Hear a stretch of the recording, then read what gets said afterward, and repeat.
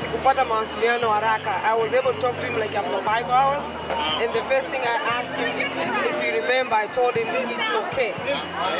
The first thing I talked to him, I said, Ali, it's okay. It doesn't matter, I don't care what they say, whatever, but you have fans, your people love you, I love you so much.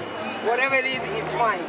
Nando, bana Nando ni miongoni mwa watu maarufu hapa Bongo ambao pia ameathirika na matumizi ya dawa za kulevya. Nando tunamfahamu kupitia ule mchezo wa Big Brother Africa ambao ulifanyika South Africa miaka kadhaa iliyopita. Alikuwa miongoni mwa Watanzania walituwakilisha kwenye mchezo huo, na baada ya kurudi Bongo alikuwa na mambo kibao ambayo alikuwa anasema atayafanya kwenye radio na kwenye TV, lakini mwisho wa siku ameishia matumizi ya madawa ya kulevya. Na kama ambavyo unaona hizo ni picha na hiyo video ambayo ina trend kinoma kwa sasa Bongo, anajumuishwa pamoja na Chidi Benz na baadhi ya mastaa wengine ambao kwa sasa wameathirika vibaya sana na madawa ya kulevya.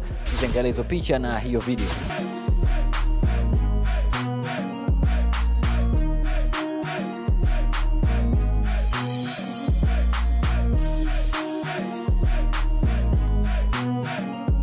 Nimwambia ukweli, sijamdanganya, sijamwambia yote, sijamzushia mambo, nimwambia ukweli kwanza mwanzo mwisho.